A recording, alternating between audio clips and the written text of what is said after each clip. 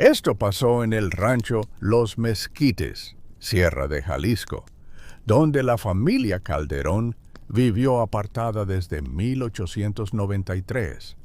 Matilde Calderón, la matriarca de 68 años, dictaba una regla simple: nadie entra, nadie sale. Comenta tu ciudad y la hora exacta que marca tu reloj ahora. ¿Cuántos nombres del cuaderno del maestro nunca debieron estar ahí? Durante 27 años, los arrieros que subían por el sendero de las Peñas desaparecieron uno por uno. Cargadores, jornaleros, buscadores de plata. El último tramo del camino medía exactamente 3 kilómetros desde el Arroyo Seco hasta la primera casa Calderón. Bautista Calderón, el hijo mayor, bajaba al mercado de Tepatitlán cada 15 días. Llevaba costales de arpillera con embutidos caseros. Los vendía 2 pesos más baratos que la competencia. Carne de crianza propia, decía cuando le preguntaban. Su hermana Remedios manejaba las cuentas, anotaba cada venta en un libro empastado en cuero rojo. Las fechas coincidían con las desapariciones del sendero. Florencio Aguilar, maestro de la escuela rural, guardaba sus propias notas. Compraba chorizo Calderón para los almuerzos escolares. Cada compra la registraba con fecha, cantidad y precio. Los números no cuadraban con ningún ganado conocido en la sierra. El aire olía a salitre cuando el viento soplaba desde los mezquites. Jacinto Herrera, arriero veterano, fue el primero en notar el patrón. Conocía cada piedra del sendero después de 40 años transportando mercancía. Los desaparecidos siempre se esfumaban en el mismo punto, donde el camino se angosta entre 2 peñascos. La distancia exacta era de 800 metros desde la última curva visible. Herrera encontró hebillas de cinturón enterradas a poca profundidad. Contó 17 piezas diferentes en una sola tarde de búsqueda. Todas mostraban marcas de óxido rojizo que no parecía hierro común. Cuando llevó las hebillas al comandante Evaristo Morales, la Guardia Rural decidió investigar. Fue un martes de octubre cuando subieron Morales, 2 guardias rurales y el médico forense Crisanto Valle. Llevaban órdenes de cateo firmadas por el juez de Tepatitlán. La primera casa Calderón no tenía ventanas, solo un portón de madera reforzado con tiras de hierro. Matilde les abrió después de 3 horas de golpes y gritos. Tenía las manos manchadas de rojo hasta los codos. Estaba matando pollos, explicó. Pero no había corrales de aves a la vista. Valle, el forense, olió algo extraño en el aire.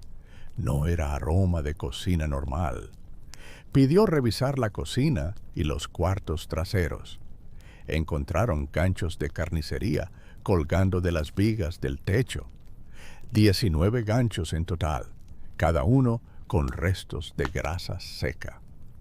El piso tenía canaletas cavadas en la piedra para dirigir los líquidos hacia un desagüe central. En el cuarto contiguo había una mesa de trabajo con superficie de mármol. Medía 2 metros de largo por 80 centímetros de ancho. Los bordes mostraban muescas profundas de cuchillo o hacha. Remedios. Calderón apareció desde el fondo de la casa. Cargaba un cuchillo de carnicero de 30 centímetros. Lo usaba para cortar verduras, dijo. Morales ordenó registrar el corral trasero. Encontraron marcas de hierro para marcar ganado, pero ningún animal. Las marcas tenían diseños que no correspondían a ningún rancho registrado en el municipio. Había pozos excavados detrás del corral principal. 6 hoyos tapados con piedras y salitre. Cada uno medía aproximadamente 2 metros de profundidad. Cuando destaparon el primer pozo, el aire olía a salitre con un toque dulce que nadie pudo identificar. Valle descendió al hoyo con una cuerda. Encontró huesos humanos mezclados con cal viva. Contó restos de al menos 4 personas diferentes en ese único pozo. Los huesos mostraban marcas de sierra y hacha, cortes limpios que indicaban desarticulación sistemática. En el segundo pozo hallaron ropa y efectos personales. Sombreros de arrieros, hebillas, machetes, bolsas de monedas. Todo apilado con orden casi meticuloso. Bautista Calderón confesó esa misma tarde. La técnica era simple. Esperaban a los viajeros solitarios en el tramo estrecho del sendero. Los atraían con ofertas de agua o comida. Los llevaban a la casa principal con engaños. Necesitábamos la carne, dijo Bautista al comandante Morales. La familia completa participaba en el proceso. Matilde dirigía el sacrificio. Remedios llevaba las cuentas. Los hijos menores, Casimiro y Fulgencia, se encargaban de la limpieza. Habían perfeccionado el sistema durante más de 2 décadas. La carne humana se mezclaba con cerdo y res, comprada en ranchos lejanos. Los embutidos resultantes se vendían en el mercado de Tepatitlán sin despertar sospechas. Florencio Aguilar, el maestro, revisó su cuaderno esa noche. Había comprado chorizo Calderón 83 veces en 5 años. Los niños de la escuela habían comido esos embutidos en sus almuerzos. Las fechas de compra coincidían exactamente con 27 desapariciones documentadas. Durante el juicio, Matilde Calderón mantuvo una confesión completa. Describió cada paso del proceso con frialdad técnica.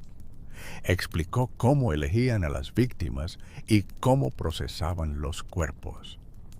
La sala del tribunal en Tepatitlán se llenó de curiosos y familiares de desaparecidos. El juez Atanasio Ramos presidía desde una mesa de nogal, cargada con expedientes.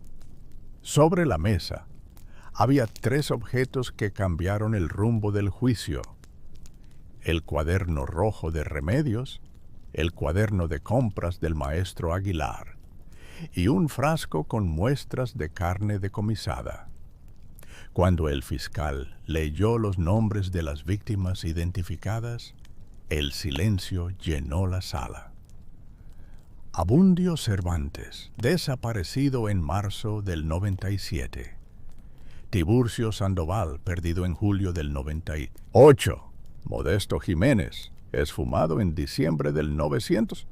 La lista continuó durante 40 minutos. Matilde interrumpió la lectura con una frase que congeló a todos los presentes. «Faltan nombres en esa lista, señor juez. Muchos más nombres». El aire olía a salitre cuando alguien abrió las ventanas del tribunal. Remedios había llevado cuentas meticulosas durante 23 años. Su cuaderno rojo contenía fechas, pesos, métodos de preparación y precios de venta. Cada entrada mostraba una precisión contable inquietante. Las páginas revelaron que la familia había procesado a 72 personas en total. Solo se habían reportado 41 desapariciones oficiales en la región durante el mismo periodo.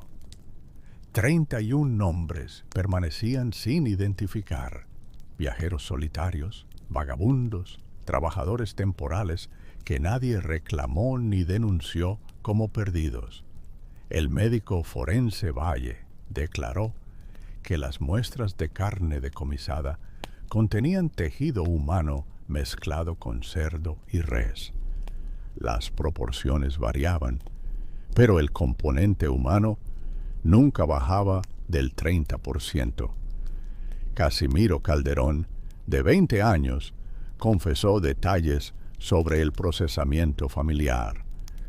Describió cómo cortaban y preparaban los cuerpos en la mesa de mármol. Explicó el sistema de ganchos y canaletas para el sangrado. La familia mantenía relaciones incestuosas entre hermanos y primos. Matilde había tenido hijos con su propio hermano macedonio, quien murió en un accidente 10 años antes del arresto. Todos los hijos Calderón eran producto de uniones consanguíneas dentro de la misma familia extendida. Durante las pesquisas posteriores, los investigadores encontraron un cuarto sellado en la parte trasera de la casa principal. Contenía herramientas especializadas para carnicería humana, sierras de hueso, cuchillos de desarticulación, ganchos de diferentes tamaños. También hallaron recipientes de sal y salitre para conservar la carne. Las paredes del cuarto mostraban manchas oscuras que las pruebas confirmaron como sangre humana seca. Los patrones indicaban salpicaduras repetidas durante años de uso regular. En una esquina del cuarto encontraron un brasero de hierro con cenizas que contenían fragmentos de hueso calcinado. Fulgencia Calderón, la hija menor de 18 años, describió los rituales familiares. Cada sacrificio comenzaba con una oración dirigida por Matilde. La matriarca bendecía la carne antes del procesamiento. Era nuestra forma de dar gracias, declaró Fulgencia al tribunal. La familia consideraba el canibalismo como una práctica sagrada, heredada de generaciones anteriores. Matilde afirmaba que su abuela le había enseñado las técnicas en su juventud, pero no había registros de actividades similares en la genealogía familiar conocida. El comandante Morales organizó búsquedas adicionales en el área de los mezquites. Sus hombres encontraron 3 sitios más con restos humanos enterrados. Los pozos contenían huesos de al menos 20 personas adicionales. El número total de víctimas ascendió a 92, según los conteos forenses finales. Durante el proceso judicial, varios testigos confirmaron haber comprado productos cárnicos de los Calderón. Tenderos de Tepatitlán, amas de casa, encargados de fondas locales. Todos habían consumido o vendido la mercancía sin sospechas. El cuaderno del maestro Aguilar se volvió evidencia clave. Sus registros demostraban un patrón consistente de ventas que coincidía con las desapariciones. Las fechas, cantidades y precios formaban una secuencia perfecta, pero el cuaderno desapareció del juzgado 3 días antes del veredicto final. Nadie pudo explicar cómo se esfumó de la sala de evidencias bajo custodia policial las 24 horas del día. El juez Ramos declaró culpables a todos los miembros de la familia Calderón. Matilde y Bautista recibieron sentencia de muerte. Remedios, Casimiro y Fulgencia fueron condenados a prisión perpetua. Las ejecuciones se realizaron en la plaza de Tepatitlán un jueves de noviembre. Matilde fue la primera en subir al patíbulo. Mantuvo su confesión completa hasta el final. No nos arrepentimos de nada, fueron sus últimas palabras. Bautista siguió 20 minutos después.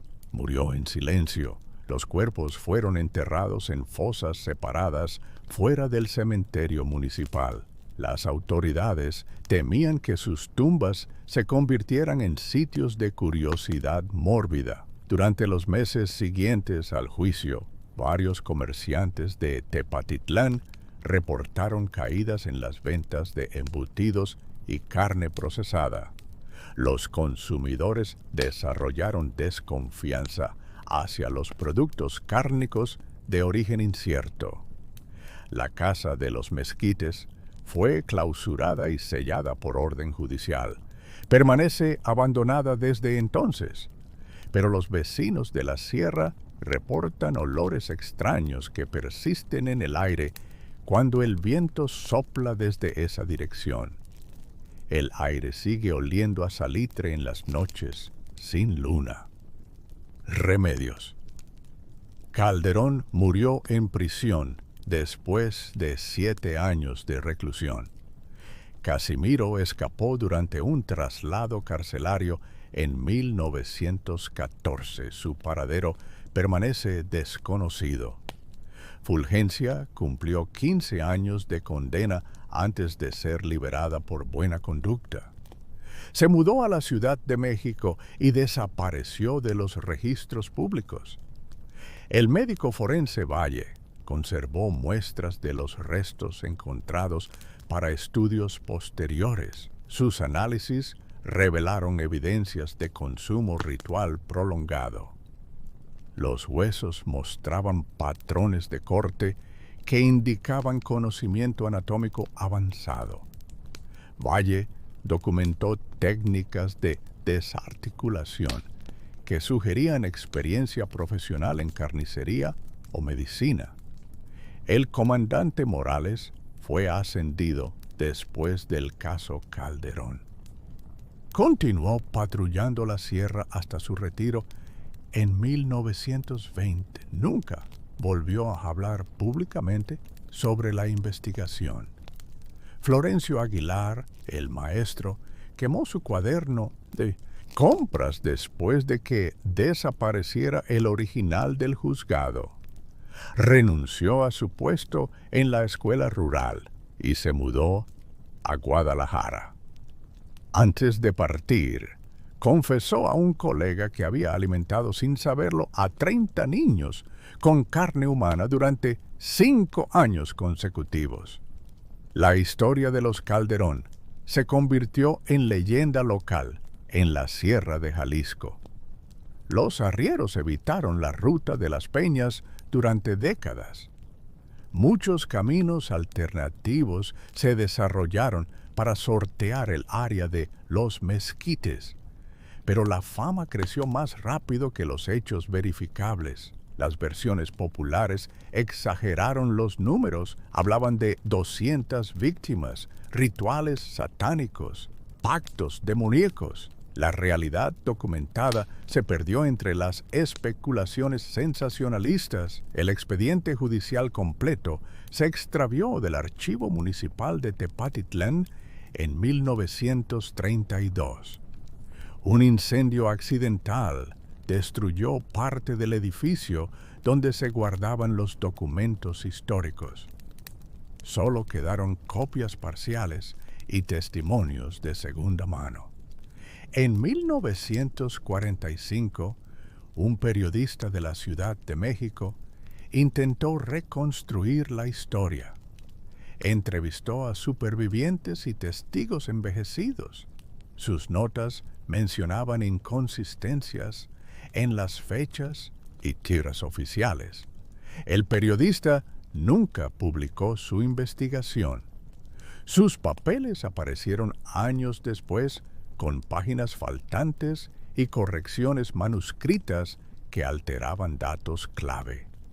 Durante los años 50, antropólogos de la Universidad de Guadalajara estudiaron el caso como ejemplo de canibalismo rural en México. Sus conclusiones describían a los Calderón como una aberración sociológica aislada, pero encontraron indicios de prácticas similares en otras comunidades serranas del mismo periodo. Las conexiones nunca se investigaron a fondo. En 1968, trabajadores de la Comisión Federal de Electricidad encontraron más restos humanos mientras construían líneas de transmisión cerca de los mezquites. Los huesos mostraban las mismas marcas de sierra características del caso Calderón. Las fechas de carbono 14 los ubicaron en la década de 1910. Esto sugería que la actividad caníbal había continuado después de las ejecuciones oficiales. Los nuevos hallazgos nunca se reportaron públicamente. Los documentos permanecieron clasificados en archivos gubernamentales hasta 1993. Para entonces, la mayoría de testigos directos habían muerto. Un investigador privado llamado Herminio Castañeda dedicó 20 años a recopilar evidencias sobre los Calderón. Viajó por la sierra entrevistando ancianos, revisando archivos parroquiales, buscando fotografías y documentos perdidos. Castañeda compiló una cronología detallada que incluía nombres de víctimas nunca identificadas oficialmente. Su trabajo sugería una red de complicidad más amplia que la familia nuclear. Mencionaba comerciantes que sabían el origen real de la carne, autoridades que recibieron sobornos para ignorar las desapariciones, y compradores que sospechaban pero continuaron adquiriendo productos Calderón.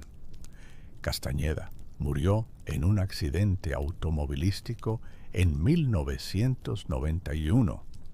Sus archivos desaparecieron de su oficina la misma noche del funeral. La familia del investigador nunca recuperó los documentos. En años recientes, arqueólogos forenses han explorado sitios adicionales en la Sierra de Jalisco. Utilizan tecnología de radar de penetración terrestre para localizar fosas clandestinas. Han encontrado restos humanos en al menos 12 ubicaciones diferentes alrededor del área de Los Mezquites.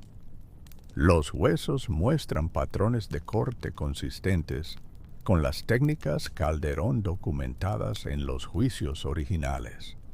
Las fechas se extienden desde 1890 hasta 1920 aproximadamente. Esto indica que la actividad caníbal persistió mucho más tiempo del que registran los archivos judiciales oficiales. Algunos investigadores sugieren que otros miembros de la familia extendida continuaron las prácticas después de las ejecuciones públicas. Casimiro Calderón, quien escapó de prisión, podría haber mantenido la tradición familiar en ubicaciones secretas. Pero no existen pruebas concretas de esta teoría. Los archivos municipales de Tepatitlán conservan únicamente fragmentos del caso original: 3 hojas de testimonio, 2 fotografías de evidencias y una copia parcial de la sentencia judicial.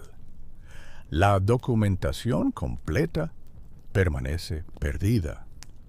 El registro parroquial de defunciones en Los Mezquites no menciona ninguna muerte natural en la familia Calderón entre 1893 y 1909. Esto resulta estadísticamente imposible para una comunidad rural del período. Sugiere que los Calderón falsificaron o suprimieron registros de muertes familiares para ocultar su práctica caníbal interna. En el archivo fotográfico de la Biblioteca Nacional se conserva una imagen de la Casa Calderón tomada durante la investigación original. La fotografía muestra el portón principal reforzado con hierro y las ventanas tapiadas con adobe. Pero una inspección detallada revela anomalías en las sombras que sugieren manipulación posterior de la imagen. Alguien borró elementos específicos de la fotografía después del procesado original. Los elementos eliminados incluían objetos colgados de las vigas exteriores y marcas en el suelo que podrían haber sido evidencia adicional.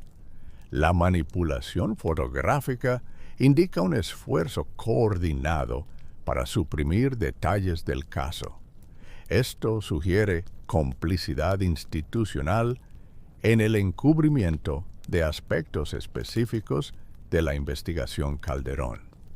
Durante décadas, la Sierra de Jalisco mantuvo una reputación siniestra relacionada con el caso. Los turistas evitaban el área. Los comerciantes locales perdieron ingresos.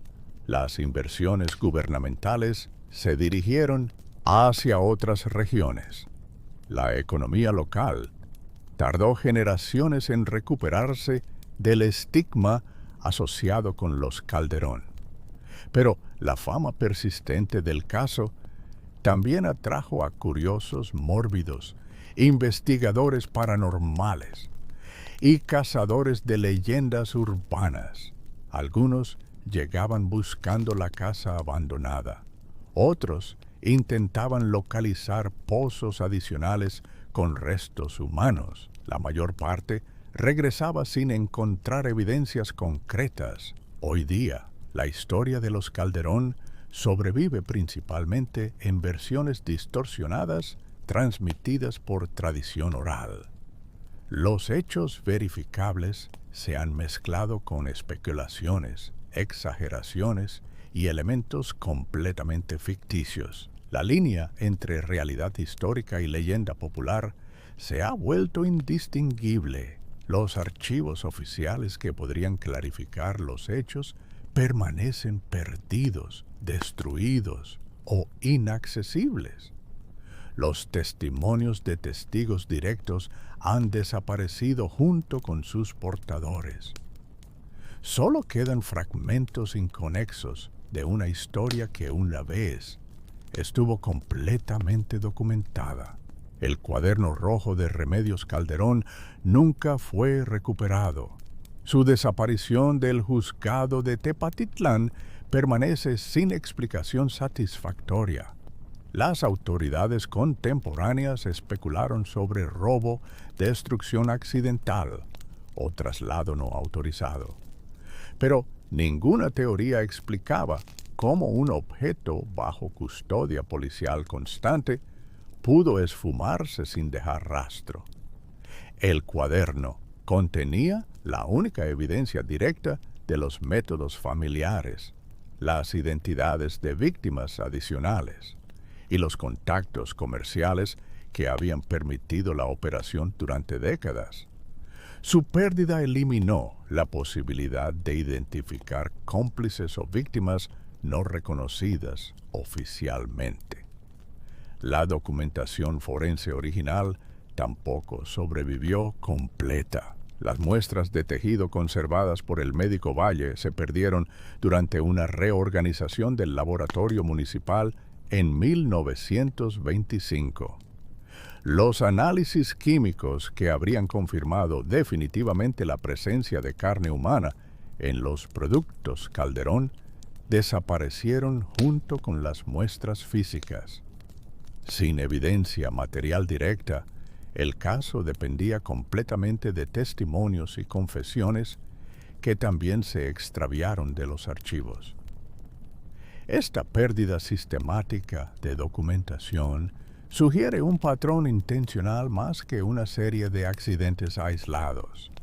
Los investigadores contemporáneos que intentan estudiar el caso se enfrentan a un vacío documental casi total. Los fragmentos supervivientes contienen información contradictoria sobre fechas, nombres y cifras básicas.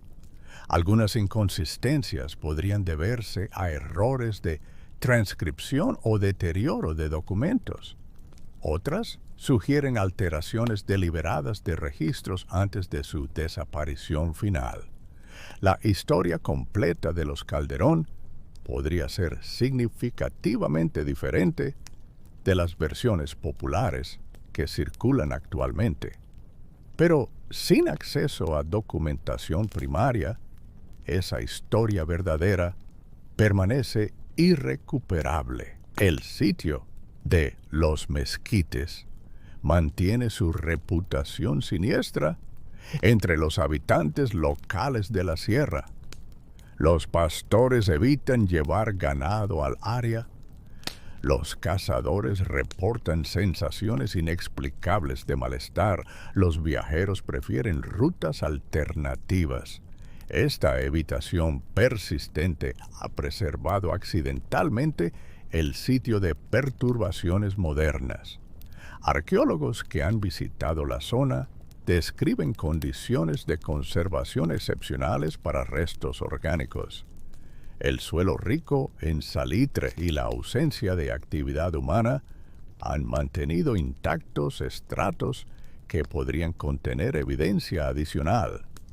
Pero las autoridades locales han bloqueado consistentemente los permisos para excavaciones sistemáticas. Las razones oficiales incluyen respeto por las víctimas, protección del turismo regional y limitaciones presupuestarias. Los críticos sugieren que existe resistencia institucional a revelar información que podría complicar narrativas establecidas sobre el caso. Esta resistencia podría indicar conocimiento de evidencias que contradicen versiones oficiales o que implican complicidades nunca investigadas. Los habitantes actuales de Tepatitlán raramente discuten el caso Calderón con forasteros. Cuando lo mencionan, tienden a minimizar su importancia histórica o a dirigir conversaciones hacia temas menos controvertidos. Esta reticencia sugiere que el caso mantiene sensibilidad local después de más de un siglo. Algunas familias de la región conservan tradiciones orales sobre los eventos que nunca han compartido con investigadores externos. Estas tradiciones podrían contener detalles sobre aspectos no documentados del caso, pero la desconfianza hacia forasteros hace improbable que esta información se vuelva accesible para estudios académicos. El legado duradero de los Calderón trasciende los hechos históricos específicos. El caso se ha convertido en símbolo de secretos familiares, complicidad comunitaria y la capacidad de instituciones locales para suprimir información inconveniente. Esta dimensión simbólica podría ser más significativa que los eventos originales para entender la sociología rural mexicana del período. La historia de los Calderón ilustra cómo casos extraordinarios pueden desaparecer de registros oficiales mientras persisten en memoria popular bajo formas distorsionadas.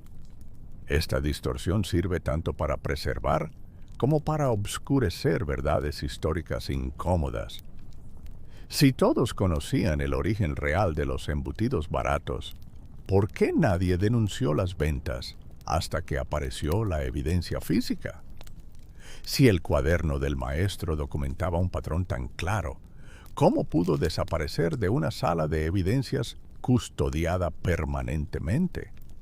En el laboratorio forense de Guadalajara, un frasco etiquetado Muestras Tepatitlán 1909 permanece en un estante polvoriento con contenido indeterminado.